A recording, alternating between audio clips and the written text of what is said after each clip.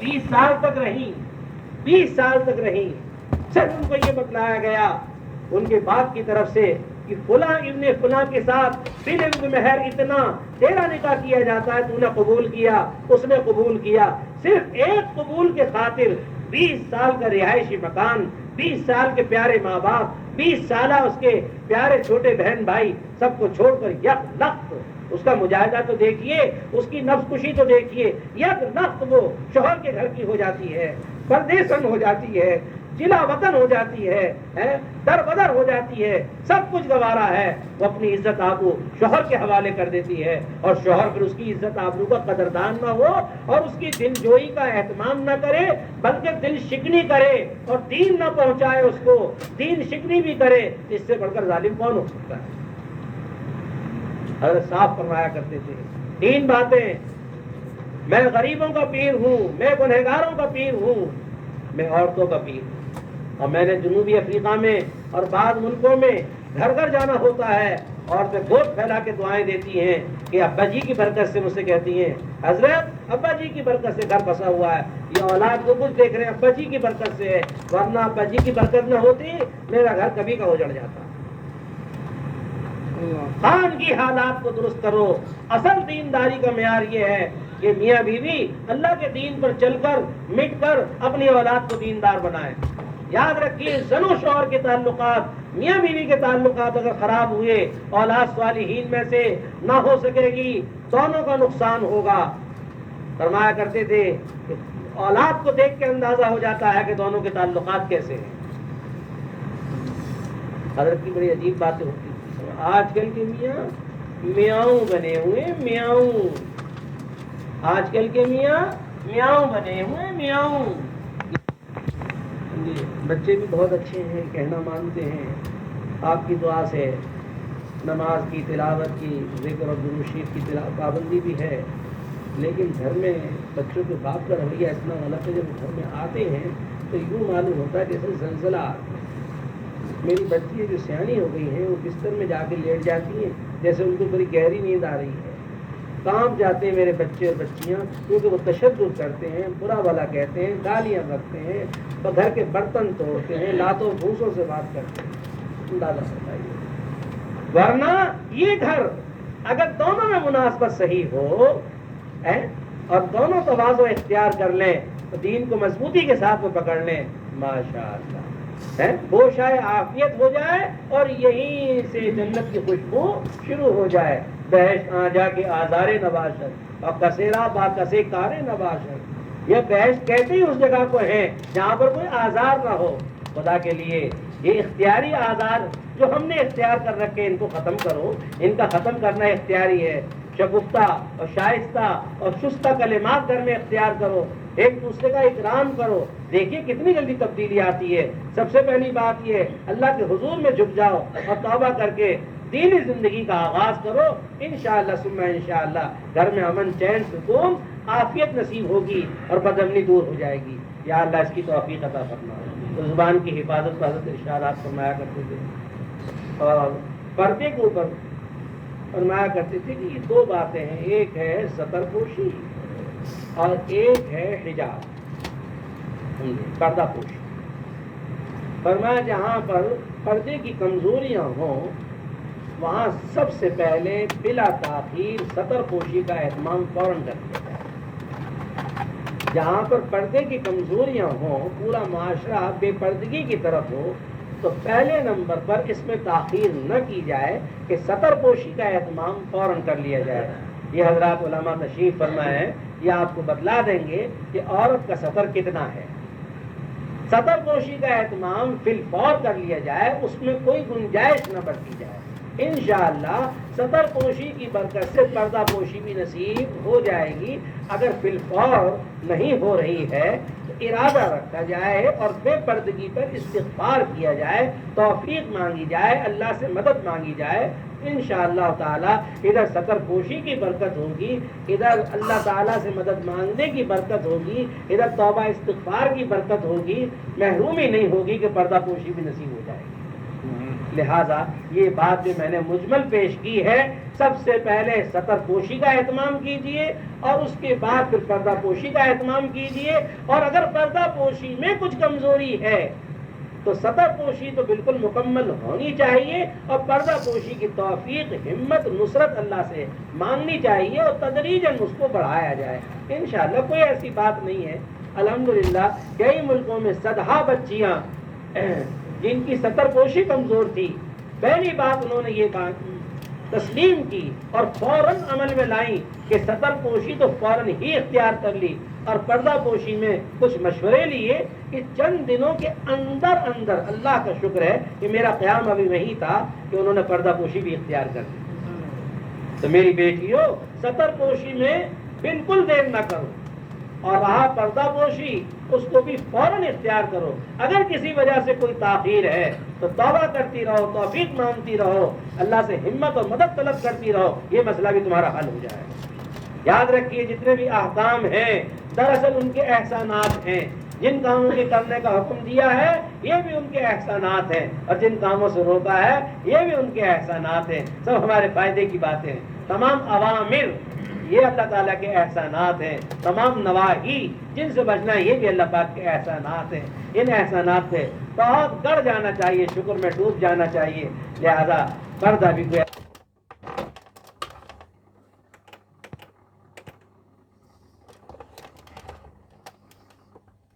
پوشی کے اندر اللہ تعالیٰ کے احسانات ہیں، تمام نواہی جن سے بچنا ہے یہ بھی اللہ پاک کے احسانات ہیں۔ ان احسانات سے بہت گڑ جانا چاہیے، شکر میں ڈوب جانا چاہیے۔ لہذا پردہ بھی کوئی ایسا مسئلہ نہیں ہے، آپ تدریجاً چلیں، سطر پوشی کے مسئلے کو فوراً ختم کر دیں، سطر پوشی مضبوط اختیار کر لیں، اور پردہ پوشی کے اندر اللہ تعالیٰ سے مدد مانگیں اور خامی کوتاہی پہ توبہ کو جاری رکھیں، ہمت سے کام لیں۔ یہ مسئلہ بھی انشاءاللہ تعالیٰ اسی معاشرے میں، اسی ماحول میں حل ہونے کے لیے تیار ہے۔ اور چھٹی بات یہ فرماتے تھے کہ شوہر کے حقوق میں بیٹیاں، بچیاں بہت زیادہ لحاظ رکھیں، اس کی طبیعت کا، اس کی فرمائش کا، اس کے رہنے سہنے کا، اس کے کھانے پینے کی چیزوں کا۔ بعض بچیوں کا یہ کہنا کہ یہ بات ہمارے ذمہ نہیں ہے، وہ بات ہمارے ذمہ نہیں ہے، ان خشک رویوں کو چھوڑ دو، غلط بات ہے۔ سیدہ عائشہ صدیقہ رضی اللہ تعالی عنہا کا رویہ دیکھیے کہ حضور اکرم صلی اللہ علیہ وسلم کے لیے بستر بچھاتی تھیں، مسواک تیار کر کے رکھتی تھیں، وضو کے پانی کا لوٹا بھرتی تھیں، خوشبو آپ کے سرانے پہنچاتی تھیں، بستر کی شکلیں دور کرتی تھیں، سلوٹیں دور کرتی تھیں، آپ کے لیے کھانا پکاتی تھیں، اور جن دنوں میں آپ کے ہاں خاص مہمان ہوتے تھے تو آپ کے فرمانے کے مطابق خاص مہمانوں کے لیے بچھونا لگواتی تھیں، بستر بچھواتی تھیں، اور مہمانوں کا کھانا بھی پکاتی تھیں، اور آنے جانے والوں کی خاطر مدارات بھی آپ کی نسبت سے فرمایا کرتی تھیں۔ تو میری بچیوں، میری بیٹیوں، اماں عائشہ کا عمل تمہارے لیے کافی ہے، اور باتیں جانے دو۔ یاد رکھو اگر تم کوئی بھی نیک کام کرو گی تو تمہیں ثواب نہیں ملے گا، یقیناً ثواب ملے گا، اور ثوابوں میں سب سے اعلیٰ ثواب وہ ہے جس میں شوہر کی رضا ہو۔ اس انداز کو بالکل مت بھلاؤ۔ دیکھو اماں عائشہ نے حضور کا بستر لگایا، مہمانوں کے بستر لگوائے، حضور کا کھانا پکایا، حضور کے مہمانوں کا کھانا پکایا، مسواک بنا کے رکھی، استنجے وضو کے لوٹے بھر کے رکھے، گھر میں جھاڑو لگائی، صفائی کی، کیا کچھ نہیں کیا۔ یہ بات بالکل غلط ہے تم یہ کہو کہ ہمارے ذمہ نہیں ہے، تمہارے ذمہ بہت کچھ ہے۔ شوہر کی عظمت کی خاطر تمہارے ذمہ بہت کچھ ہے، اور تمہیں جنت کمانا گھر میں بیٹھ کر مردوں کی نسبت زیادہ آسان ہے، بہت آسان ہے۔ تو شوہر کے حقوق کا خیال رکھو، اس کی رضا کا خیال رکھو، اس کی مرضی کے خلاف کوئی کام مت کرو۔ ہاں اگر کوئی بات دینی کمزوری کی شوہر میں دیکھو، ادب سے، نرمی سے، بچوں کے سامنے نہیں، تنہائی میں کہہ دو کہ فلاں بات آپ کی دینی کمزوری کی ہے، بہتر یہ کہ آپ اس کو دور کر لیں، اس کا غلط اثر ہماری اولاد پہ نہ پڑے۔ اور ساتویں بات یہ فرمائی کہ اولاد کی تربیت کے سلسلے میں غفلت مت برتو۔ پرانے زمانے کی مسلم خواتین کے حالات، واقعات اور قصوں کا مطالعہ کرو، صحابیات نے کیا کچھ کیا، صحابیات کے بعد والی خواتین نے کتنا کچھ کیا۔ لیکن یہ مسلم ہے، یہ بات مانی ہوئی بات ہے کہ میاں بیوی کے تقویٰ سے، میاں بیوی کی پرہیزگاری سے اللہ پاک نے پھر بیٹا کیا دیا، شیخ عبد القادر جیلانی۔ حضرت غوث پاک، ذرا ان کے والدین کے تقویٰ کے حالات دیکھو. ان کی والدہ نے، جبکہ شیخ عبد القادر جیلانی بڑے پیر صاحب کے والد صاحب فوت ہو گئے تھے اور ابھی یہ بچے تھے، یتیم تھے. اس زمانے میں دینی تعلیم کا مرکز بغداد تھا. اس چھوٹے سے بچے کو راہ خدا میں نکال دیا اور 40 اشرفیاں تھی سونے کی، وہ بغل کے نیچے سیدھی. حضرت غوث پاک رحمۃ اللہ علیہ کے بس ایک نصیحت فرمائی آپ کی والدہ نے، عبد القادر میری نصیحت یاد رکھنا. اب معلوم نہیں کہ ملاقات ہوتی ہے یا نہیں ہوتی، بس میری یہ وصیت یاد رکھنا کہ بولنا تو ہمیشہ سچ بولنا. اور ایک قافلے کے ساتھ ان کو کر دیا. تاجروں کا قافلہ تھا، بغداد جا رہا تھا. اس زمانے میں مسلمانوں کا مرکزی شہر بغداد تھا. اس کو اس زمانے میں مدینہ الاسلام بھی کہا کرتے تھے. راستے میں ڈاکوؤں نے وہ قافلہ لوٹ لیا. ایک ڈاکو نے شیخ عبد القادر جیلانی کو بھی پکڑ لیا. بچے غور فرماؤ، ماں کی نصیحت کا کتنا اثر لیا آپ نے. کہ ڈاکو نے پوچھا تمہارے پاس کیا ہے؟ انہوں نے کہا کہ یہ سامان ہے. کہ اور فرمایا میرے پاس 40 اشرفیاں ہیں. جامہ تلاشی لی، لباس ٹٹول کر دیکھا، لیکن وہ 40 اشرفیاں حضرت غوث پاک کے کپڑوں سے ظاہر نہ ہوئی.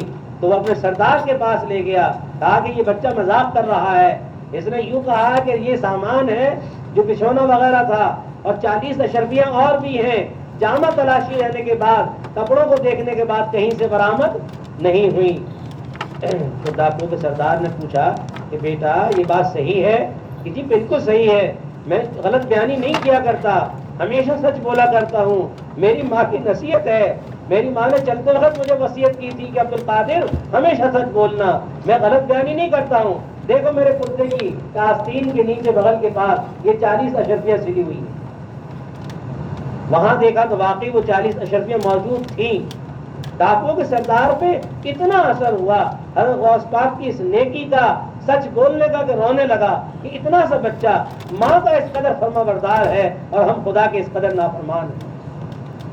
اور اس نے فوراً توبہ کی اور اپنی ڈاکوؤں کی جماعت سے کہا دیکھو بھائی تم برائی میں میرے ساتھ تھے، اب اچھائی میں بھی میرے ساتھ ہو جاؤ.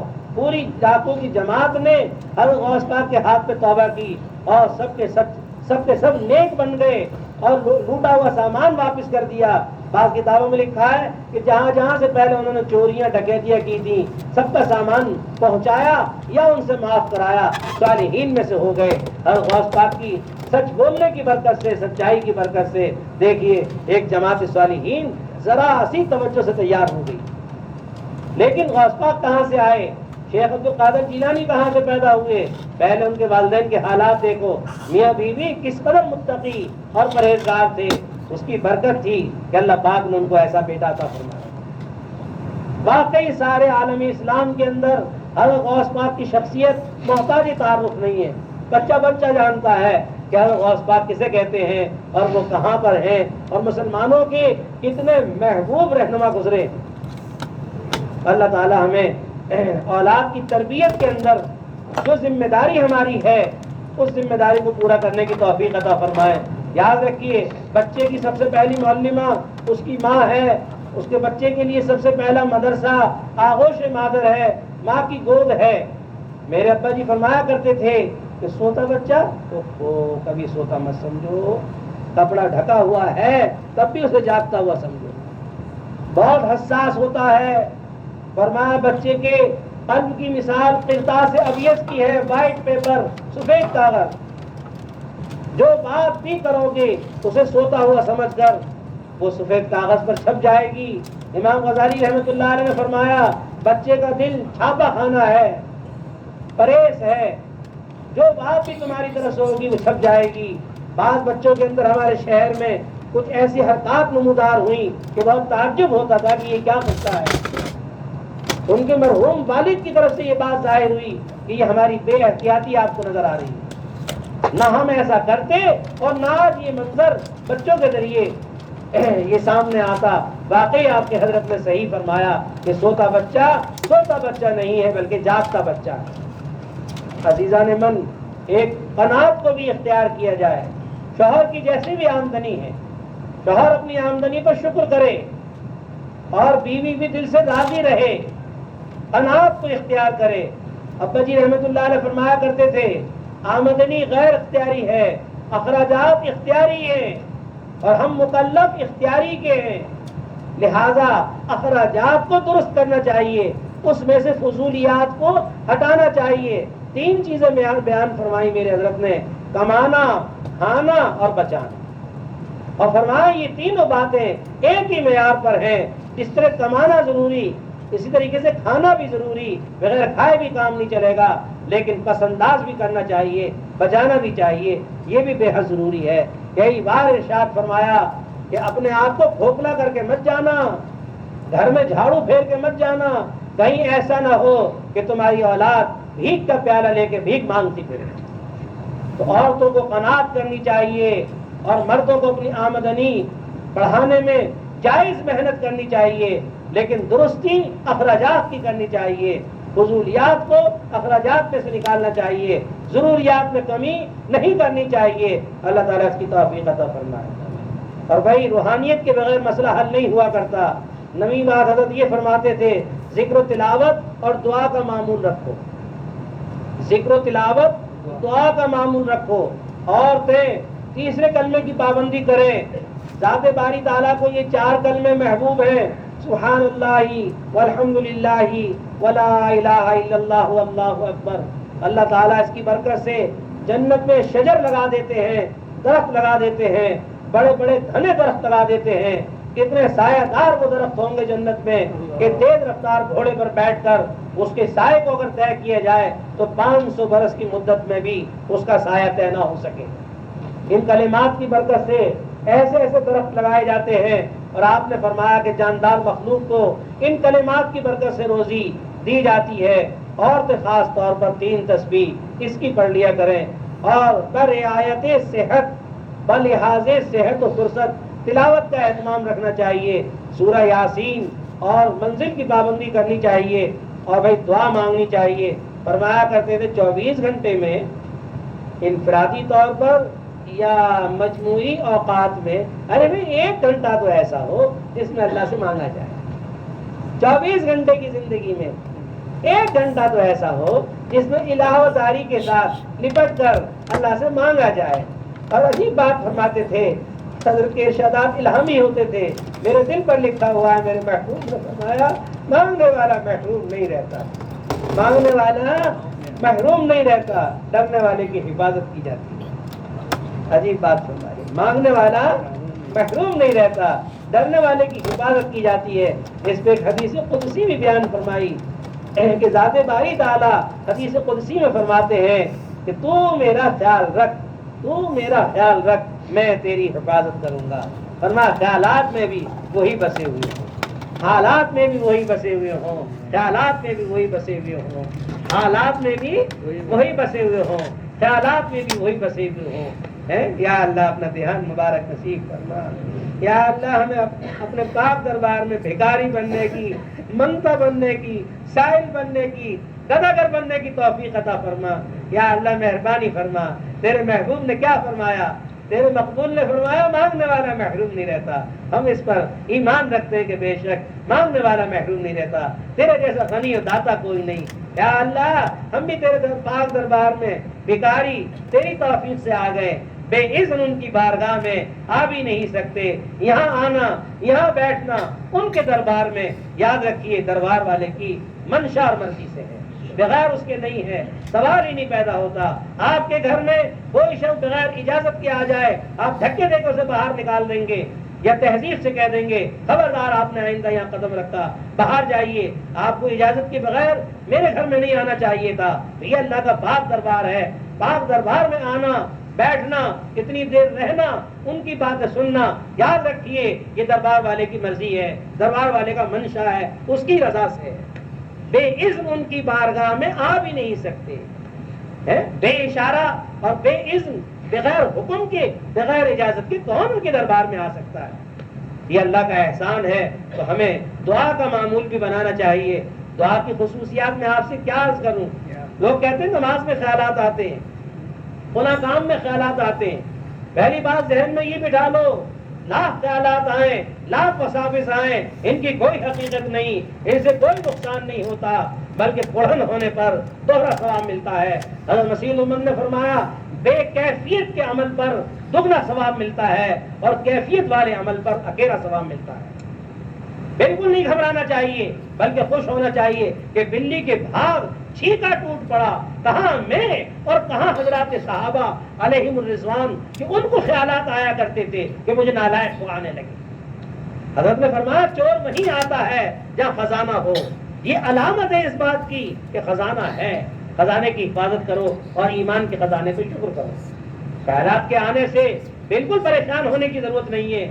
بے کیفیت کا عمل، کہتے جی نہیں لگتا، تم جی کے بندے ہو، خدا کے بندے ہو، خدا کے لیے عمل کرو۔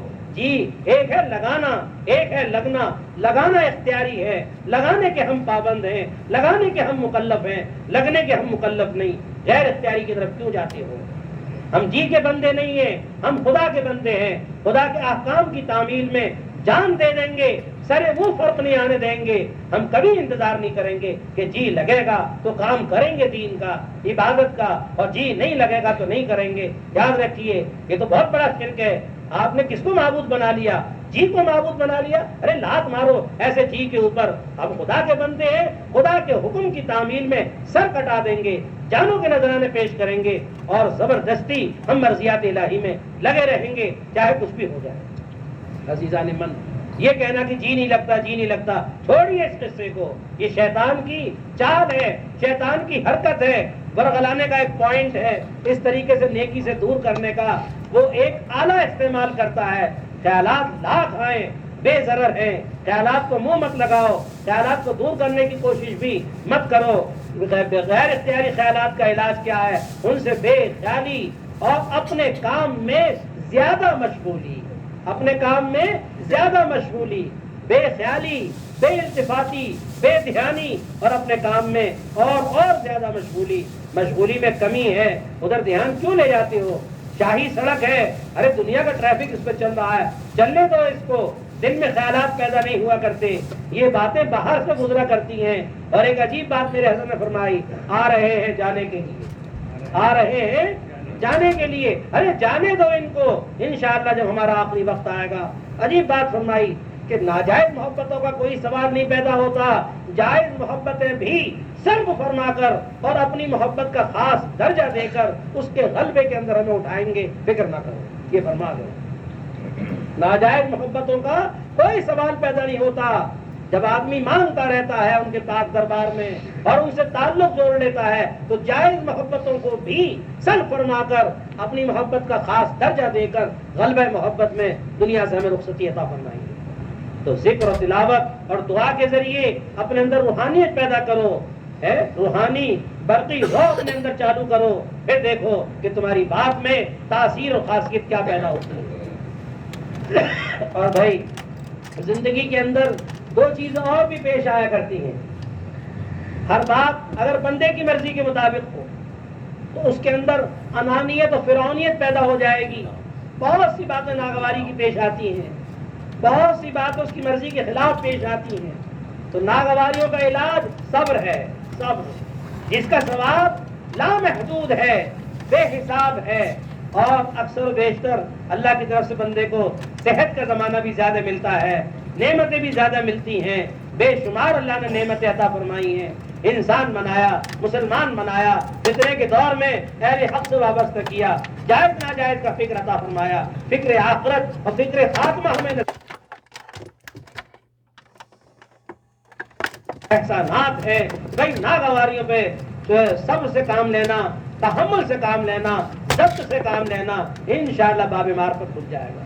اور اللہ تعالیٰ کی نعمتوں پر شکر فرض ہے، اور شکر فرمایا شکرین ہے، شکرین ہے، دو قسم کا شکر ہے کہ جو نعمت اللہ نے آپ کو دی ہے، چاہے سر سے لے کے پیر تک جتنی نعمتیں ہیں یا اس کے علاوہ نعمتیں ہیں، نعمتوں کے دینے والی ذات کے مطابق اس نعمت کا استعمال کرنا، اور زبان سے بھی شکر کرتے رہنا، اللہم لک الحمد و لک الشکر، الحمدللہ، الحمدللہ کثیرا، وغیرہ وغیرہ۔ یا اپنی زبان میں یا اللہ تیرا بے حساب فضل ہے، بے حساب احسان ہے، اس نعمت سے تو نے مجھے یا اللہ بلا استحقاق کے نوازا، میں تو بالکل مستحق نہیں ہوں، بالکل حقدار نہیں ہوں، تو نے اپنے فضل سے یہ نعمت مجھے چین، سکون، امن، عافیت کی، کھانے کی، پینے کی، رہنے کی، بیوی بچے، ماں باپ، بہن بھائی، اچھا معاشرہ، اچھا ماحول، اپنے گھر کی حاضری نصیب فرمائی، تلاوت کی توفیق عطا فرمائی، ذکر و دعا کی توفیق عطا فرمائی۔ تو عزیزان من، دو طرح کے حالات زندگی میں پیش آئیں گے،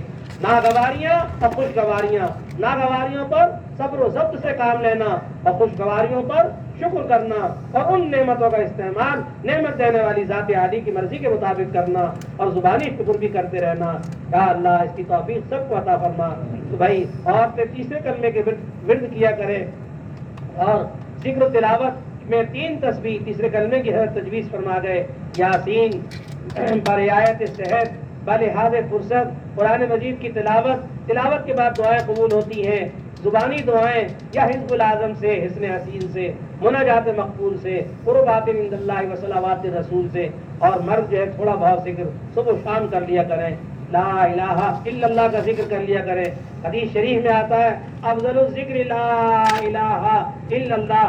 جو حضرات مشائخ اولیاء سے وابستہ ہیں اور انہوں نے جو ذکر تعلیم فرمایا ہے، ان کی فرمودہ تسبیحات اور تعلیمات کی پابندی کریں، ان کے اورات جو بتائے ہوئے ہیں اس کی پابندی کریں، اور جو حضرات کسی سے وابستہ نہیں ہیں تو حدیث شریف میں آتا ہے کہ کم از کم ہر بندہ مومن کو 200 بار کلمہ طیبہ پڑھ لینا چاہیے۔ تو 200 مرتبہ کم از کم فرصت کے وقت 24 گھنٹے میں ایک بار لا الہ الا اللہ کا ذکر کر لینا چاہیے، اور ذکر کی نیت ہے محبت الہی، جس سے مجھے اللہ کی محبت حاصل ہو۔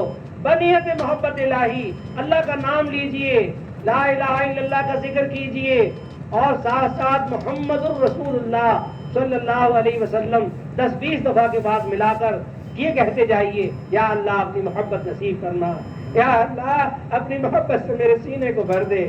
آپ کام شروع کیجئے، کامیابی آپ کا انتظار کر رہی ہے، کامیابی آپ کے دروازے پہ کھڑی ہوئی ہے، کامیابی حاصل ہوگی کام کرنے سے۔ خواجہ صاحب رحمۃ اللہ علیہ نے فرمایا کامیابی تو کام سے ہوگی، کامیابی تو کام سے ہوگی، نہ کہ حسن کلام سے ہوگی، ذکر کے اہتمام سے ہوگی، فکر کے التزام سے ہوگی۔ دعا کیجئے کہ اللہ تعالیٰ حضرت مسیح امت کے ان ارشادات پر، جس سے انشاءاللہ ہماری زندگی حیات طیبہ ہو جائے گی، ستھری زندگی ہو جائے گی، پاکیزہ زندگی ہو جائے گی، رہن سہن میں بھی مزہ آ جائے گا، جنت کی خوشبو شروع ہو جائے گی، اولاد کی تربیت بھی ہوگی، اور اپنے پہ سے نظر ہٹ کر ان کی طرف نظر لگ جائے گی۔ یا اللہ ہمیں اس پہ عمل کی توفیق عطا فرما، فہم سلیم، فہم دین، فہم طریق اللہ اور عقل مستقیم عطا فرما۔ آخر دعوانا الحمدللہ رب العالمین۔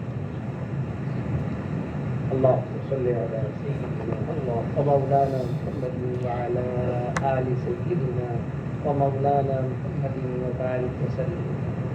ربنا آتنا في الدنيا حسنة وفي الآخرة حسنة وقنا عذاب النار لنا ولجميع المؤمنين والمؤمنات والمسلمين والمسلمات الأحياء منهم والأموات ربنا أتمم لنا نورنا واغفر لنا إنك على كل شيء قدير ربنا هب لنا من أزواجنا وذرياتنا قرة أعين واجعلنا للمتقين إماما أنت ولينا فاغفر لنا وارحمنا وأنت خير الغافرين۔ اے الہ العالمین ہم سب کے گناہوں کو معاف کر۔ اے اللہ ہماری خان کی زندگی، باہمی زندگی، آپس کی زندگی تیری نافرمانی سے خالی ہو، ہم سب تیری مرضیات پہ چلنے والے ہوں۔ یا اللہ قرآن مجید میں جس حیات طیبہ کا وعدہ فرمایا ہے ہم اسی کی درخواست کرتے ہیں۔ یا اللہ پاکیزہ ستھری زندگی ہمیں حیات طیبہ نصیب فرما، اپنی مرضیات پہ چلنا آسان فرما۔ اے اللہ اپنے احکام کی پابندی نصیب فرما۔ اے اللہ جو بچنے کے کام ہیں، جن کاموں سے منع کیا گیا اس کے یا اللہ قریب بھی نہ جائیں، دور ہی رہیں۔ یا اللہ ساری دنیا کی مسجدیں، مدرسے، خانقاہیں، جماعت تبلیغ اور اس میں کام کرنے والے سب آباد رہیں، تمام حاضرین کے دل کے نیک ارادے پورے ہوں، سب کی اولاد آنکھوں کی ٹھنڈک بنے، سب کا نصیبہ اچھا ہو، رشتے ناطے کی تکلیفیں دور ہوں۔ یا اللہ سب صالحین میں سے ہو جائیں، صالحات میں سے ہو جائیں۔ یا اللہ بچیوں کو، میری بیٹیوں کو شوہر کی تابعداری نصیب فرما۔ یا اللہ شوہروں کو بھی گھر کے اندر عدل و فضل کے ساتھ میں رہنا نصیب فرما، اعتدال کے ساتھ میں رہنا نصیب فرما۔ یا اللہ ہمارے بچے دیندار بن جائیں، جو بچے حفظ کر رہے ہیں یا اللہ ان کا سینہ کھول دے، حفظ آسان فرما۔ یا اللہ بچوں کو عالم صالح بھی بنا، غیب سے مدد فرما۔ یا اللہ سارا ماحول ظلمت کدا بنا ہوا ہے، یا اللہ جہنم کدا بنا ہوا ہے، اس کے شر سے ہمیں بچا دے، اس کی ظلمتوں سے ہمارے بچوں کو بچا دے، نیکی کا ذوق عطا فرما۔